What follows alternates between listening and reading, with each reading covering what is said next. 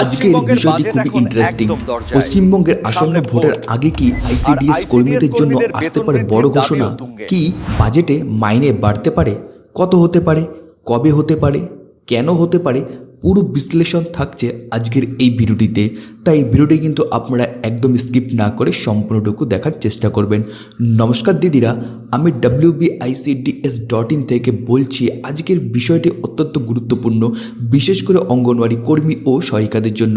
পশ্চিমবঙ্গ সরকারের বাজেট ঘোষণার সময় খুব কাছে এবং ভোটের আগে এই বাজেটে যদি আইসিডিএস অর্থাৎ ইন্টিগ্রেটেড চাইল্ড ডেভেলপমেন্ট সার্ভিস সেক্টরের জন্য কোনো বড় ঘোষণা আসে, তাহলে সেটা শুধু রাজনৈতিক নয়, সামাজিকভাবেও বড় সিদ্ধান্ত হবে। আজকে আমরা যে বিষয়গুলো নিয়ে আলোচনা করব সেগুলো হচ্ছে কবে ভোট, কবে বাজেট, কেন এই সময় ঘোষণা হওয়ার সম্ভাবনা সবথেকে বেশি, আগের বছরের উদাহরণ কী ছিল, কর্মীদের বর্তমান বেতন বৃদ্ধি হলে কত হতে পারে, কেন্দ্রীয় ও অন্যান্য রাজ্যের তুলনা, গ্রাউন্ড রিয়ালিটি, রাজনৈতিক গুরুত্ব, বাস্তবে কতটা সম্ভব, এবং সব শেষের দিকে আমরা দেব আমাদের এক্সপেকটেশন যে রিপোর্ট, সেই রিপোর্ট অর্থাৎ কি হতে পারে এবং কি নাও হতে পারে তার বাস্তবতা। ভিডিওটি শুরুর আগে যারা এখনও পর্যন্ত আমাদের এই চ্যানেলটিকে সাবস্ক্রাইব করেনি তারা কিন্তু অবশ্যই আমাদের এই চ্যানেলটাকে সাবস্ক্রাইব করে রাখবেন। সাথে বেল আইকনটা কিন্তু প্রেস করতে একদমই ভুলবেন না। ফেসবুক থেকে দেখে থাকলে অবশ্যই পেজটাকে ফলো করে রাখবেন এই রকমের লেটেস্ট ইনফরমেশন সবার আগে আপনাদের পাওয়ার জন্য। তো চলুন বেশি কথা না বেরিয়ে দেখে নেওয়া যাক। পশ্চিমবঙ্গের বিধানসভা নির্বাচন সাধারণত এপ্রিল মে মাসে হয়। 2026 সালেও একই টাইম ফ্রেম ধরে নেওয়া হচ্ছে, মানে আজ থেকে প্রায় 3 থেকে 4 মাসের মধ্যেই মডেল কোড অফ কন্ডাক্ট মানে এমসিসি লাগু হয়ে যাবে। এমসিসি লাগু হওয়ার পর নতুন ঘোষণা দেওয়া হয় না বা যায় না, বেতন বৃদ্ধি বা আর্থিক দায় তৈরি করা যায় না। তাই বড় বাজেট ঘোষণার সুযোগ কিন্তু এখনই রয়েছে। রাজ্যে বাজেট হবে ফেব্রুয়ারির প্রথম সপ্তাহে, অর্থাৎ এখন থেকে মাসিক টাইমলাইন ধরলে ফেব্রুয়ারি বাজেট, এপ্রিল মে নির্বাচন, এটা রাজনৈতিক দিক থেকে পারফেক্ট উইন্ডো। কেন এখন স্যালারি ইনক্রিজ করার ঘোষণা সব থেকে বেশি? এখানে আমরা মোটামুটি 5টা কারণ দেখব। আইসিডিএস হলো গ্রসরুট নেটওয়ার্ক। অঙ্গনওয়াড়ি কর্মীরা গ্রামে গ্রামে মানুষের সাথে যোগাযোগ রাখেন, এরা ভোটের আগে ফ্যাক্টর। মহিলা ভোটার সেগমেন্ট, আইসিডিএস কর্মীরা 100% মহিলা। ওয়েস্ট বেঙ্গলে মহিলা ভোটারদের ভূমিকা খুবই শক্তিশালী। লং পেন্ডিং ডিমান্ড, বছরের পর বছর মাইনে বাড়ানোর দাবি চলছে, আন্দোলনও হয়েছে ও মিছিলও কিন্তু এখনও পর্যন্ত হতে চলেছে। অন্যান্য রাজ্যে বৃদ্ধি হয়েছে প্রচুর পরিমাণে, যেমন কর্ণাটক, তামিলনাড়ু, রাজস্থান, উত্তরপ্রদেশ, তেলেঙ্গানা ইত্যাদি রাজ্যে কিন্তু হিউজ পরিমাণে যে তাদের স্যালারি সেটা কিন্তু ইনক্রিজ হয়েছে। সরকার পিআর উইন্ডো, বিভিন্ন ওয়েলফেয়ার সেক্টর বাজেটে বাড়িয়ে ভোটের আগে জনপ্রিয়তা বাড়ানোর চেষ্টা সাধারণত এই নীতির কাজ করবে। তাই যারা যারা এই সমস্ত করে আসছেন, মানে এই মিছিল বা আপনারা যে প্রতিবাদগুলো করছেন, সেটা কিন্তু আপনাদের এখন আরও একটু জোরদার করতে হবে যাতে আপনাদের কথাটা যে সরকারের কানে গিয়ে পৌঁছায়।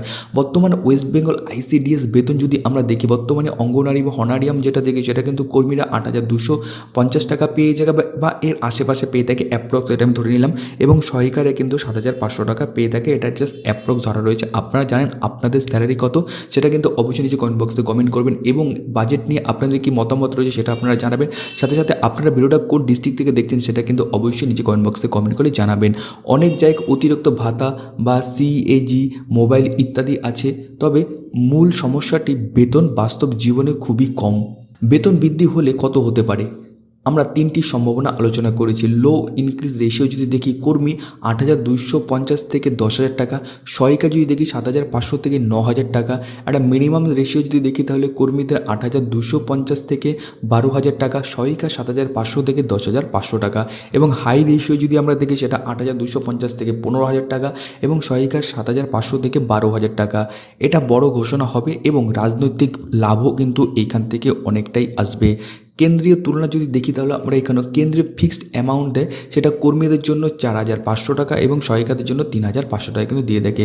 বাকিগুলো কিন্তু রাজ্য দেয়। বাংলায় অনেক দিন কেন্দ্র থেকে টাকা এসেছে কিন্তু রাজ্য নিজের অংশ কম দিচ্ছে, এই অভিযোগ কর্মীদের। এই বাজেটে ঠিক করা হবে যে কত কি তার ঘোষণা হবে বা কত কি তারা দেবে। অন্যান্য রাজ্যের তুলনা যদি আমরা দেখি, কিছু রাজ্যের কিন্তু বেতন বৃদ্ধি অনেকটাই হয়েছে। কর্ণাটক যদি দেখি সেখানে কিন্তু 13,000-এর উপরে কিন্তু বেতন দেওয়া হয়। তামিলনাড়ু যদি দেখি সেখানে 12,000-এর উপর বেতন দেওয়া হয়। রাজস্থান যদি দেখি সেখানে 14,000-এর উপর বেতন দেওয়া হয় এবং যদি আমরা তেলেঙ্গানা দেখি সেখানে কিন্তু 12,000 টাকার উপরে বেতন দেওয়া হয়। তুলনায় বাংলা এখনও কিন্তু অনেক পিছিয়ে। ভোটের আগে এটা রাজনীতি করবে। রাজনৈতিক গুরুত্ব যদি আমরা দেখি, অঙ্গনের 2024 লোকসভায় বড় ভূমিকা রেখেছিল। গ্রামে গ্রামে বার্তা পৌঁছানো, মা শিশুদের সাথে সংযোগ কথা বা সংযোগ স্থাপন করা, সরকারের কাজ ব্যাখ্যা করা, এটা ভোটের সময় বিভৎস পরিমাণে কাজ দেয় এবং সমস্ত মহিলা ভোটারগুলো কিন্তু বা মহিলা ভোটগুলো কিন্তু সরকার পেয়ে যায়। তাই আপনাদের যে আপনাদের যেই স্যালারিটা রয়েছে বা আপনাদের যে অনারিয়াম রয়েছে সেটা কিন্তু ইনক্রিজ করার সময় কিন্তু এখন সব থেকে ভালো। এই সরকার তাদের খুশি করতে চায়, এটাই বাস্তব। যদি আমরা গ্রাউন্ড রিয়ালিটি দেখি তাহলে সম্মানী আরও বাড়াতে হবে, ইএসআই দিতে হবে, পার্মানেন্ট স্ট্যাটাস দিতে হবে, আপনাদের সরকারি চাকরি হিসেবে স্বীকৃতি দিতে হবে, অলস বিল বা আগের যে বিল ছিল সেই বিল কিন্তু ক্লিয়ার করতে হবে, কাজের চাপ কিছুটা হলেও আমাদের থেকে কমাতে হবে। বাজেটে কিছু দাবি হতে পারে এবং আপনাদের কী কী দাবি রয়েছে সেটা আমাদের জানাবেন কমেন্ট বক্সে। যদি আমরা এখানে রাজস্ব সংকট থাকলে যদি আমরা দেখি তাহলে সেখানে কী কী ফুড সাবসিডি রয়েছে, সোশ্যাল ওয়েলফেয়ার রয়েছে, এডুকেশন রয়েছে, হেলথ রয়েছে, এসবকে গুরুত্ব দেওয়া হবে। ICDS হেলথ প্লাস নিউট্রিশনের উপর অন্তর্ভুক্ত, তাই উপেক্ষাতে হতে পারে না এই বিষয়টা। তাই বিষয়টা কিন্তু সবার আগে তাদের দেখা উচিত। যদি আমরা আগের বার দেখি তাহলে কিন্তু আগের বার ভোটের আগে কিন্তু আশাদের জন্য বড় ঘোষণা হয়েছিল এবং সাথে সাথে যে ICDS এর মোবাইলের যে ভাতা, SNP অ্যালটমেন্ট, কিচেন অ্যালাউন্স ইত্যাদি আগে হয়েছিল। এইবার কিন্তু আপনাদের যে হোনারিয়াম বা আপনাদের যে স্যালারি এবং তার ইনক্রিজ করা কিন্তু অনেকটাই দাবি উঠছে।